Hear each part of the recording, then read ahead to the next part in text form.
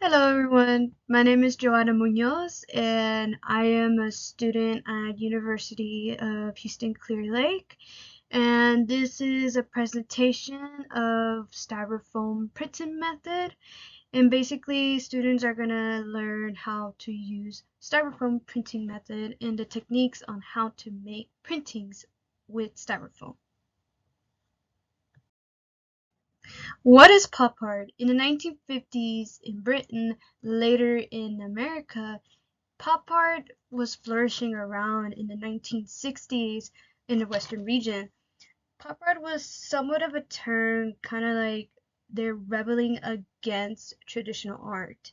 In other words, artists would kind of use like everyday objects or modern like culture time where popular like celebrities, and they will that's something that's considered popular during the time, and they will create something of an art piece. Why is pop art important? It marked the beginning, like stepping away from abstract expressionism. And basically, abstract expressionism is like artists that will use emotions into their work or their art piece, and in the 1940s to the 1950s. But pop artists would lean towards to more ordinary objects, kind of like how I stated in the last slide, and they will use like celebrities and goods and turn into something inspiring, such as for example like Andy's Warhol Campbell soup cans, kind of like the picture that we have right here.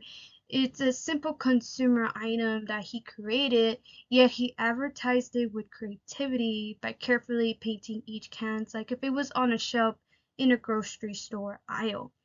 I kind of noticed what was interesting about in his art piece, each canned soup is different, like cream of vegetables, onions, green peas, and he did it carefully just to implement what he is trying to explain and advertise like if you were actually in a grocery store aisle, which that was very interesting of what Warhol is trying to explain about pop art.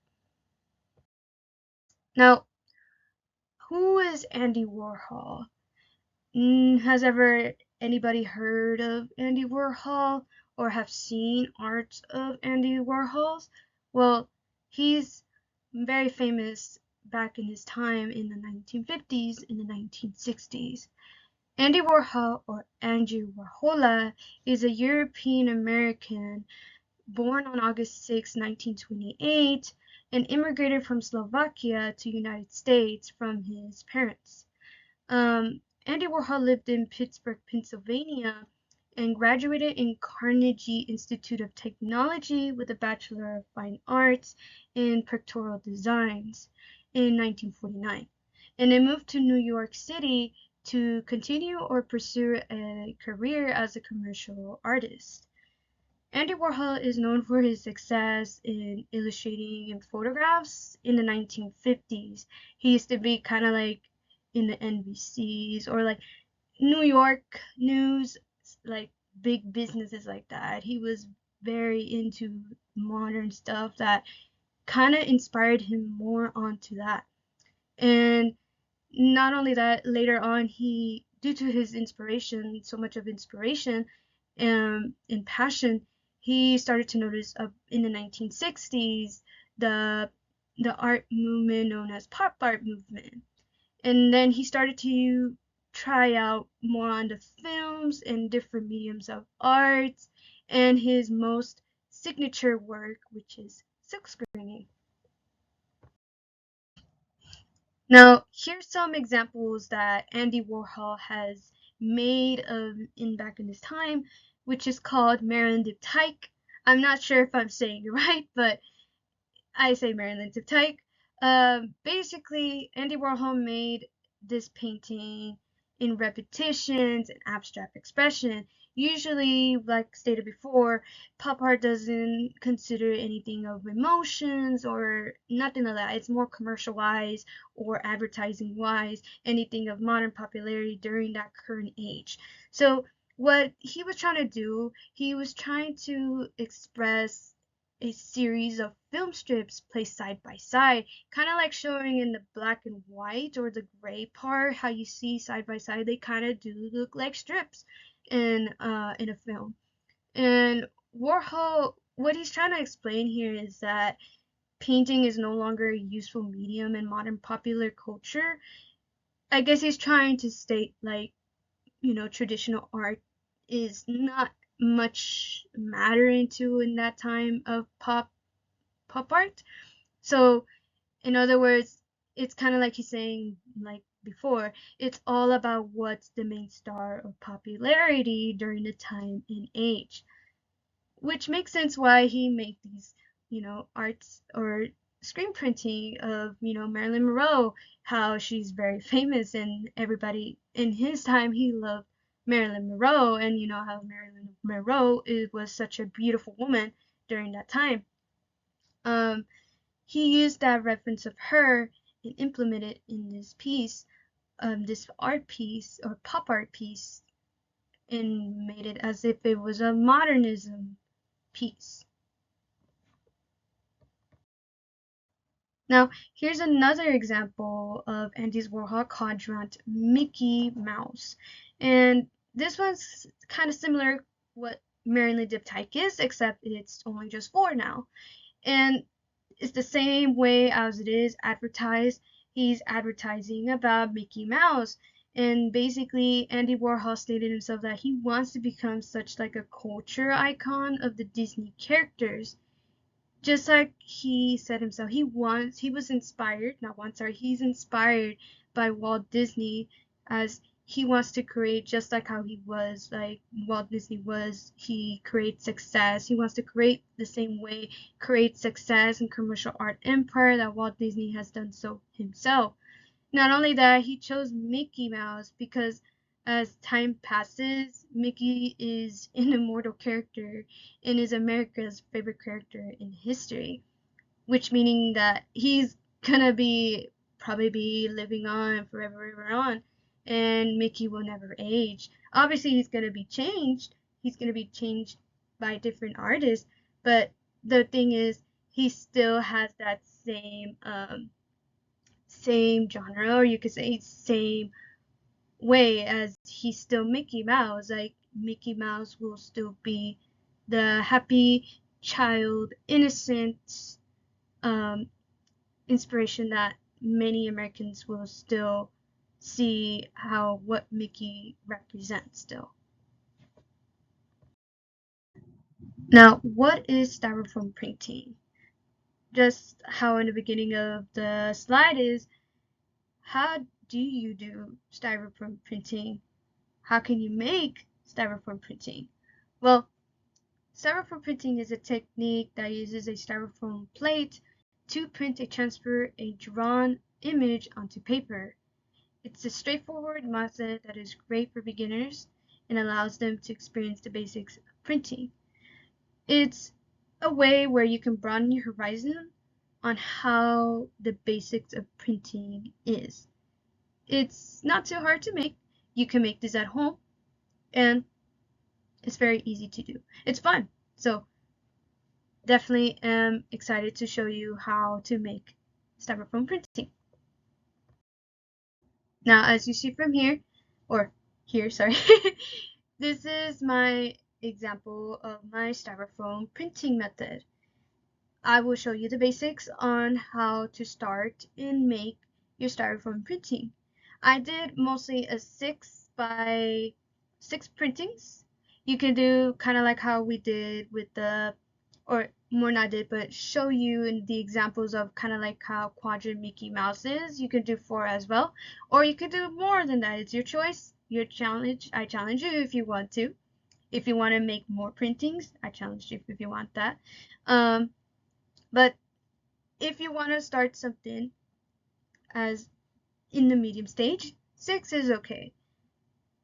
And I will show you more on how to do it in the step-by-step process. And even the materials, I will tell you the materials and what you need set up.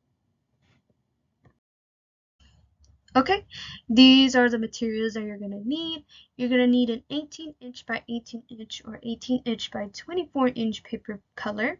Basically, it's that huge main paper, which you can use any color you want. You can use green, you can use blue, you can use purple, red, orange, whatever color you prefer. It has to be a big size. Um, and then block printing ink colors, including transparent paper, styrofoam plate, color speedball ink that is water soluble, color paper to cut out, even rolling pens, glues, scissors, plastic boards to put ink, brayers, which is the speedball roller, the wooden flat popsicle sticks, even the pencils, erasers. I put erasers there because um, you can use it as a way where you're going to use a speedball line art cutter. It basically, you can do line art onto eraser to make small like design prints onto. It's a cheap way, but if you want to have more options on going more than just the rolling or just the basic foam printing, erasers can be an option as well. Okay, so these are the steps into making your own. So for step one, you're gonna have your materials ready, like your inks, which is the water soluble ones, the brayer, the plastic tray foam, the board, the popsicle sticks, all the materials all ready and set to go. Okay, and then for step two, you're gonna select your color papers. As you notice in the picture, there's that main huge one I use, which is the 18 by 24-inch one. That's the one that I used, which is the light blue one. And then your selected color papers, you can select whatever color you want, as long as you know they they pop out your print. Um, and then for your third step, you're gonna grab your styrofoam plate, which is, I have the styrofoam plate right here, which this is your styrofoam plate. So basically, you're gonna have your transparent paper. This is the one that I used for the example that I did onto the that I did for y'all.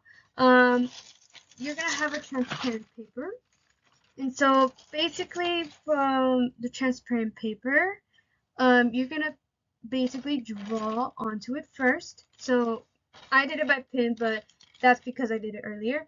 But you're gonna use a pencil first. So try to draw and find a reference photo, but don't copy exactly from the reference photo. Try to be original, create your original art. And then after you draw on your transparent paper, on your sketch, you're basically gonna go to step 4, where you're gonna put your trace drawing onto the foam. So you're gonna place your foam, and then you're gonna place your transparent paper on top of it. Sorry if it's a little blurry, but you're gonna place it on top of it, just like how I'm showing here. You're gonna place it on top of it, and then you're gonna use a pen, which it has to have a roll, like a roll pin on it, on its tip.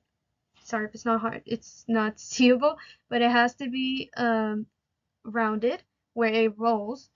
And basically, you're gonna trace the sketch transparent paper on top of it, where basically your rolling pin, you're gonna indent it, or you're gonna basically go over it, and then basically it has to be flat. You have to have it on a flat surface. And once you start tracing over with your pen, it's gonna start indenting into the foam. And once you finish indenting and coloring what's the lines of your areas, you're gonna remove the transparent paper, and it's gonna show the indents. This is the one how it looks now, but it's still attached to what it was before where I cutted it. But basically, once it's already indented and marked, now you're gonna cut around your your um, your trace styrofoam, and then once you have cut it around, you're gonna have your selected inks and spread it onto a plastic plate. Yeah, a plastic plate. It could be a styrofoam plate as well if you don't have a plastic plate. Um, and then you're gonna spread the ink, the selected ink, onto the space area where you have the space. With a popsicle stick, you're gonna mix the ink. Try to mix it because sometimes when you squeeze the ink, it kind of brings a little bit of mixture of chemicals or some kind of waters into them. So try to mix it well where that way the ink is mixed fine. And once you already spread the ink, you're gonna use your brayer, your roller, and you're gonna roll it up and down, and then you're gonna lift it a little bit and then try to roll it again where where the ink is gonna spread around the plastic of the roll. And once you start rolling it, you're gonna start hearing that shh sound, which basically meaning is that your brayer is ready to be used to begin printing. If you add too much ink, it's gonna start sounding very kind of, it's gonna sound very like it's gonna be tacky or kind of too much. You're gonna feel it when you start braying or rolling. Um, After that, you have your ink prepared.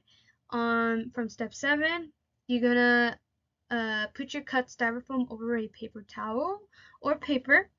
It could be anything, but I use the paper towel more. I use the paper towel. I just see the picture. I use the paper towel over on top of of the the uh cutout foam, and then after you place it, it's so it won't make a mess once you start um printing over with the paper, with the color paper.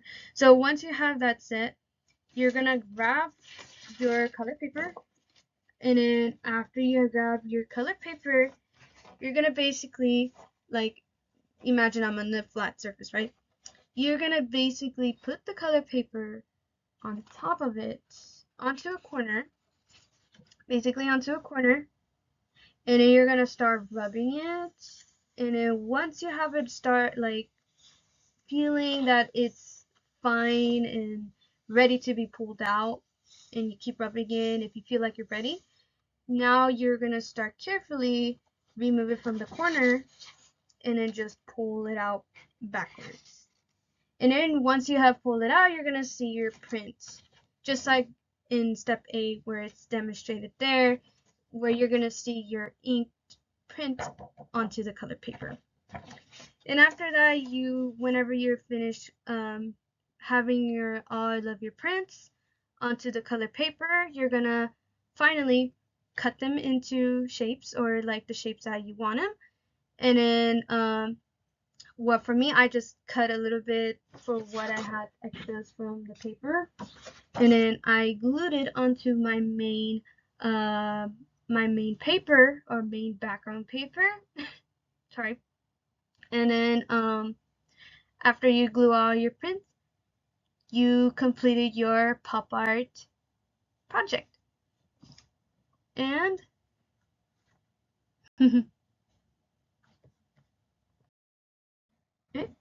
and that'll be it for my presentation for teaching how to do styrofoam printing methods, a technique that could be used in understanding the basics of, or having the feel of using printing or printmaking. So I'm glad that I teached you, or like you participated with from the learning experience, and hopefully you have fun using the method and experience it on the long way. Thank you.